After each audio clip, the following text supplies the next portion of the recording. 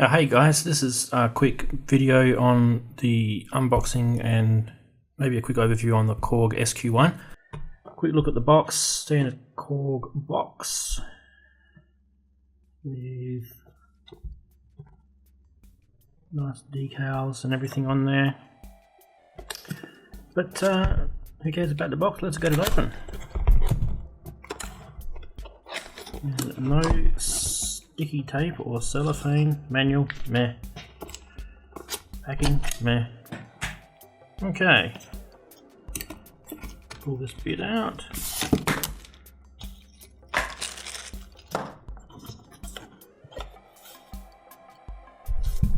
Get rid of the box. Alright. Let's have a look at the goodies. Wowee. Very snazzy. Very snazzy indeed. What else did we get? Some sort of, oh, it looks like a MIDI cable. Let's quick look in here. Put this out. There's the back. What's that in there? QC testing. Yeah, right. Yeah, like a. These are like what's on the BeatSteps and the BeatStep Pros. I guess that goes in there where it says MIDI out. So I guess I can control something with MIDI. And you can power this thing by batteries. 1.5 volt AA's. Where do we plug the batteries in? On the back looks like we have to undo the panel there to get the batteries in. But there's a USB power here, so let's go with that. Okay. Power it up. What do you reckon? Power button there. There she goes. So, function switch there. All your outputs here. Just one thing that strikes me before I go through any of this though is the size. Just very similar in look to the size of the Volcas. I just happen to have got a Volca here. Let's move that back a bit. So this is a Volca FM. All the Volcas are the same size. It's exactly the same width there across that way. The height is not the same, and the length is not the same either. But yeah, that's actually quite interesting. You could put this at the same. If I turn that on its side and I put the Volca next to it, you can see there's a bit of a height difference. But you could put this in a case. I reckon it would look quite nice if you put the Volcas a bit higher up, and that would actually look pretty awesome. The sync in and out is the sync in and out for the Volcas, if anyone didn't know that. Cool. These sort of cases that you can get online,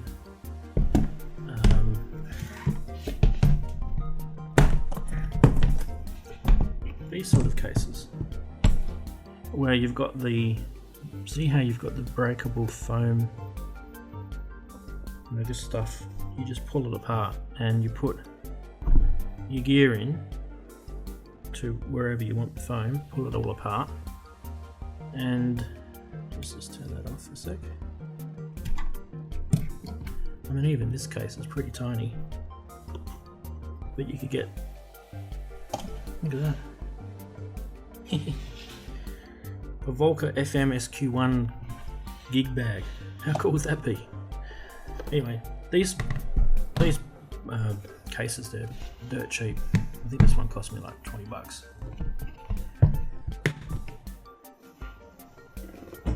Back to having a look at this. Get rid of the Volca, we don't need that. Back to plugging it in. Okay, turn it back on again. Now it turns on so quick.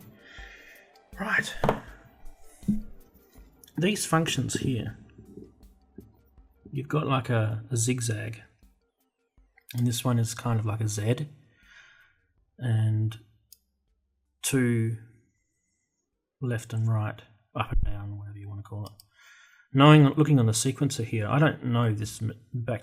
I haven't read the manual, so I'm just guessing. But A and B, and we know that there's a CV out for both A and B. So I'm guessing there's 2 sequences on here. Now, and I guess you could run them as one. So if I press play here on that zigzag mode, you can see it's zigzagging. And if I change that, yeah, it's going across just like that little diagram there says. You see that? That's pretty cool. This one would be 2 sequences going backwards and forwards, and this one here just one way, and that would start down here again. That's really cool. I like that. That's obviously play and stop there. That's the tempo, and I have no idea what this stuff here does, and obviously that's where I've got to read the manual. But I thought, why don't I plug this into some gear and let's see what we can do. Should we use the MIDI? Should we plug it into some MIDI gear, or shall we use this CV gate? Anyway, let's find out. Hey, we're here plugged in to Moogworks Stat and Korg Volca Bass, and I've got it running through the Roland Boss Space Echo pedal. All of this is going through a cheap ass Behringer mixer, and all the audio is going straight into the camera, which is a Zoom Q4 if you're wondering. So there's a little bit of hisses and stuff.